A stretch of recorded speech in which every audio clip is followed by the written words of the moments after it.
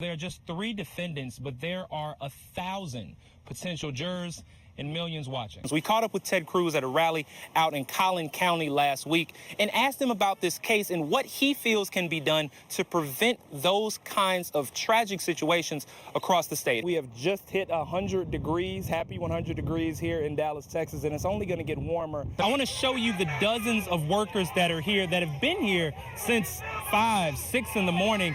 And it seems like the second wave has just arrived. The Texas Department of Criminal Justice does provide some relief, things like respite areas to cool off, cooling beds in some cases. With staffing shortages at many prisons, even those things can be hard to come by in the case of an emergency. Imagine building your dream home in this area, moving your family in, and then being told to evacuate, or betting your livelihood on a small business and not being sure if that business is going to survive. That's what the families here are dealing with. I'm wondering what it's like to walk into a state house where you are so vastly outnumbered in that way and try to fight for the community members that elected you to that position. It's traumatizing. I want to specifically show you what happened to this RV park, though. If you look behind me, you can see, trailer after trailer after trailer literally turned on its side or flipped completely over. Well, Lauren, just before I get to that, I told you I was going to find some food, didn't I? Yes. We've got plenty of options now, so we're all set here. When you have those democratic urban centers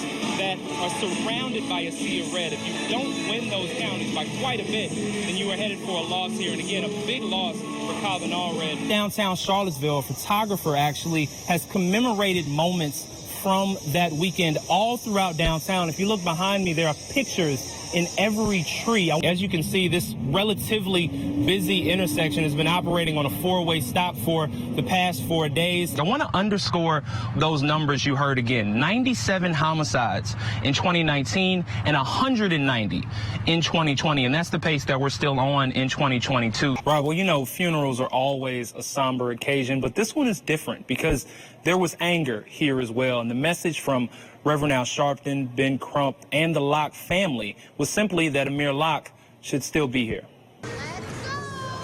For a couple hours, a couple times a month, you can find dozens of Dallas dads pushing, carrying, and sometimes chasing their kids, all in pursuit of finding a community. 2 little girls, man. Daddy Stroller Social Club was the vision of Calvin Bridgewater, who says he wanted to give himself something his father never had. Our dads didn't have this community. So growing up, they just went off of what they were taught. The doggy bites me. Yeah. The doggy bites you? You want daddy to kiss it?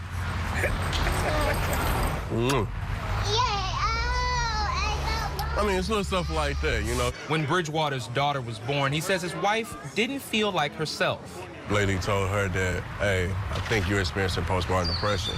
Which helped him realize neither did he. As she's giving these answers and as they ask these questions, I'm like, dang, I think I'm kind of going through the same thing. Calvin says while his wife was crying a lot and didn't want to be touched, he gained 60 pounds and watched his health decline. Advice from their doula prompted Calvin to call some friends, more specifically dads like him. The stroller strides and the dads in them became a staple in Bridgewater's life. Finding a community of men with similar issues helped him turn his around. Nice to meet you, man. You already signed in already over here? What drew me in was the brotherhood. Melchizedek Tony has been doing stroller strides since 2021. It just letting people know it's gonna be okay. Like, hey, man, like, don't worry about that. Or you're going through that stage right now? Or that's nothing, man. Wait till you get to this stage right here. Studies have shown, despite stereotypes, resident black fathers tend to be more involved in childcare than their white or Latino counterparts.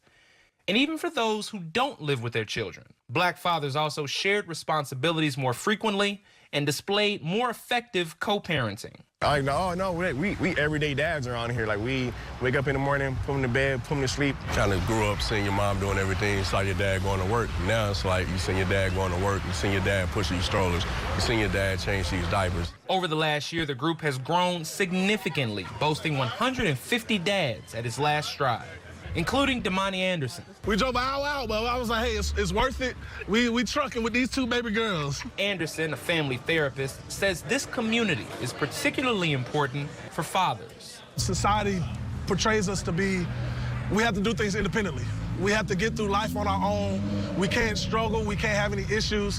Having that community, having that place to be able to process, to be able to relate with like-minded individuals is very important. When you look at how big this has gotten already, what do you hope comes next out of this? I hope that we can kind of expand throughout the world. But Bridgewater says he'll start with chapters in Houston and Atlanta for now.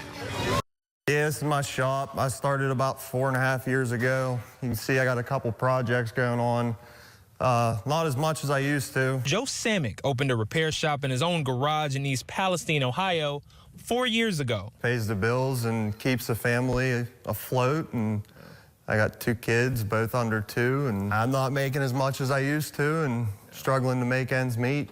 But Samick's once full calendar has emptied out, leaving him and so many in East Palestine unsure about the future. Yeah, I had appointments set up and customers called and they canceled and they don't want to be here, which I don't blame them. Samick Automotive Repairs, less than a mile from the Norfolk Southern train derailment that turned this small town into a disaster zone.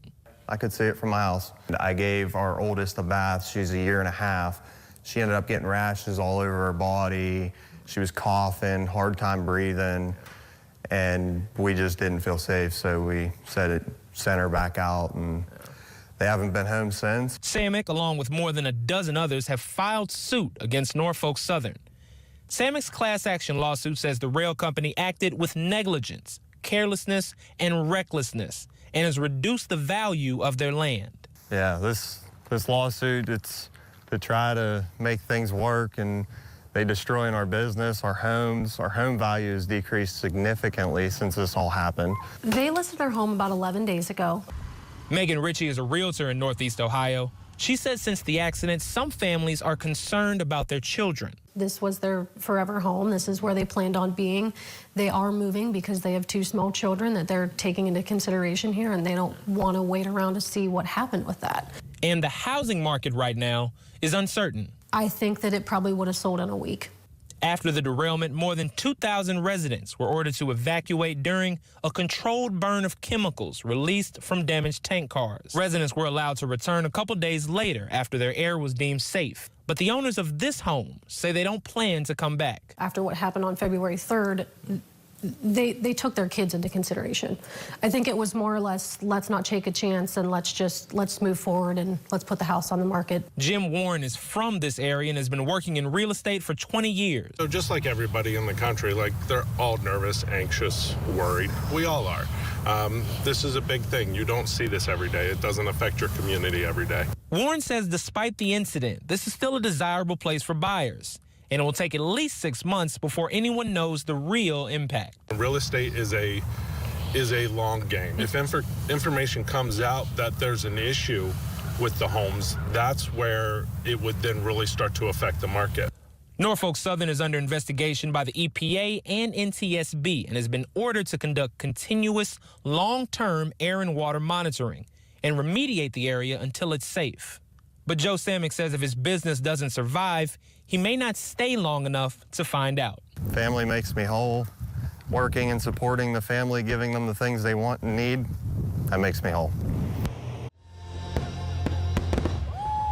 Fireworks on the 4th are as old as the country itself, and according to the American Pyrotechnics Association, there could be as many as 16,000 firework displays dazzling the skies this Independence Day. Roughly 6 months to get this thing going, and the show is how long?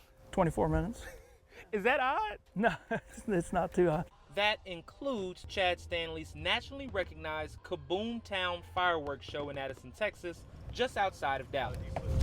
Stanley has been working on this show for more than a decade and says you can't focus on the length of the show. It is one 24-minute show, but it's 24 minutes for every person that's watching that. So when you divvy that up, it's not a lot of work for a lot of people. Arranging the show requires plenty of elbow grease. Stanley and his team individually place more than 4,000 shells in these fiberglass pipes. But make no mistake, despite the hands-on start, this show is a high-tech operation. The database knows how long the E-match takes to fire, how long that shell takes to fire, how long it takes to get to the air and do whatever it needs to do before it blossoms. Stanley says computer-operated firing is the industry standard now, and he knows why.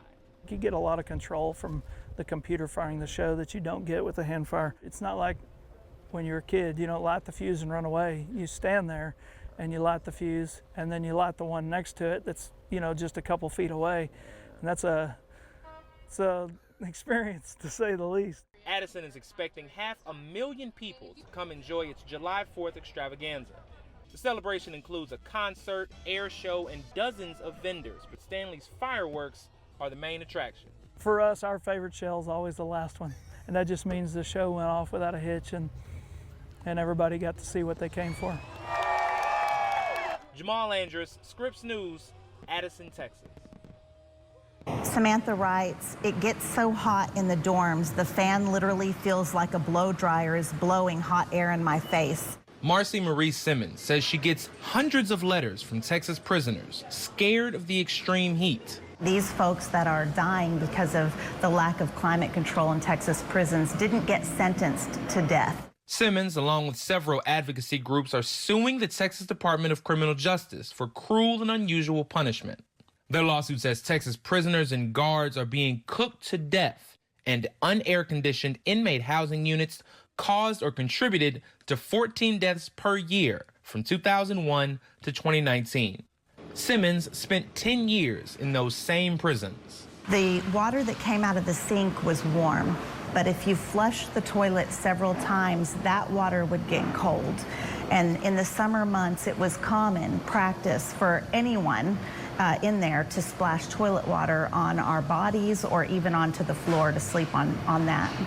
The TDCJ confirmed with Scripps News there are 14 units with no AC at all, 31 that are fully climate controlled, and 55 that have partial AC.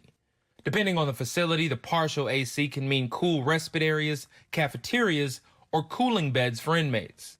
While TDCJ has tried to get this lawsuit dismissed, the executive director testified in court installing AC system-wide is a key priority, but they don't have the money. We spend millions of dollars trying to argue against being in compliance with what we mandate to the county jails. Texas Representative Carl Sherman says with a $30 billion state surplus, money isn't the problem.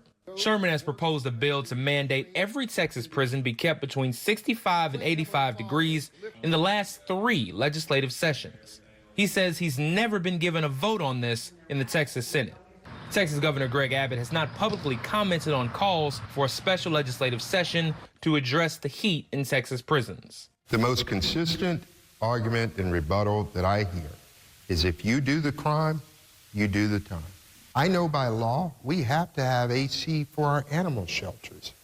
These aren't animals that we're talking about. In the pig barn, there's climate control for the pigs that the Texas Department of Criminal Justice owns. And I remember going back into the dorm from working in this pig barn, feeling subhuman. A federal judge in Austin is considering emergency relief for Texas inmates. During the injunction hearing, Simmons was the first witness to testify. We need something immediate. People are dying today, so we need something to happen today.